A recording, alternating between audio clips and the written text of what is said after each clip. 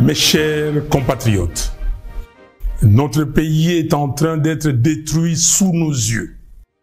Il est impératif d'agir sans tarder pour empêcher l'irréparable, à savoir la balkanisation du Congo. Une menace imminente qui met en péril notre souveraineté. Nous n'avons plus d'autre alternative. Il est temps de sauver notre nation du spectre d'effondrement.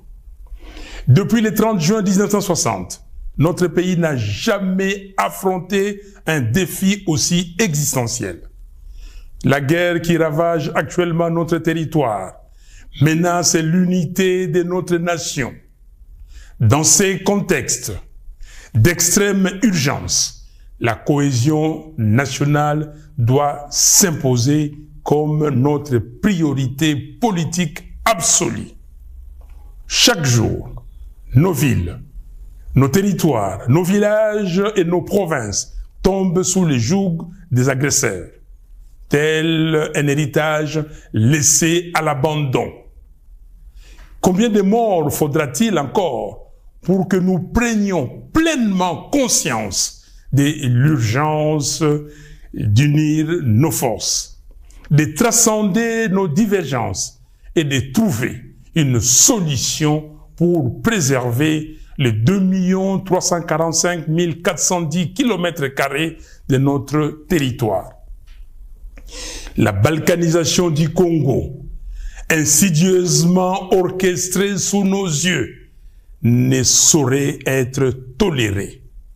C'est un projet ignoble, une profanation de l'héritage légué par Simon Kimbangu et Patrice Lumumba. Aujourd'hui, plus que jamais, il incombe à chaque Congolais d'assumer sa part des responsabilités dans la lutte pour la sauvegarde de notre pays. Cette guerre, ces souffrances, ces vies fauchées en grand nombre nous enjoignent à un profond changement d'attitude. Nous ne pouvons plus nous permettre l'inaction ni la complaisance. Il est de notre devoir de contrer ceux qui cherchent à diviser notre peuple et à nous précipiter vers notre propre perte. Face à l'ampleur du désastre, la division interne est un luxe que nous ne pouvons plus nous offrir.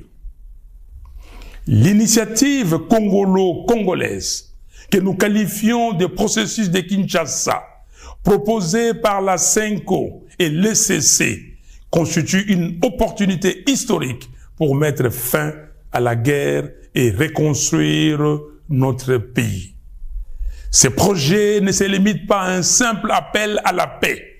Il incarne une profonde refonte de notre approche politique, une véritable révolution dans notre manière de vivre ensemble.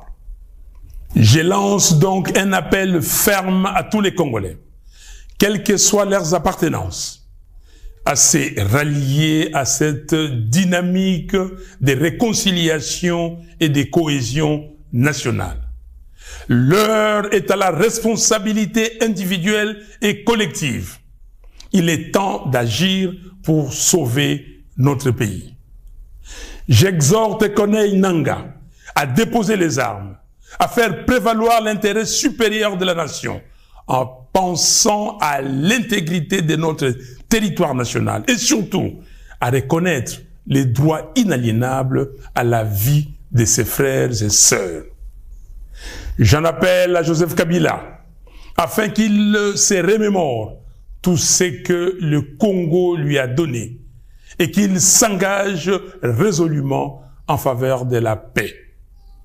J'invite Félix Tshisekedi à mesurer l'ampleur du désastre qui accable notre pays et à soutenir sans réserve l'initiative des évêques de la CENCO et des pasteurs de l'ECC.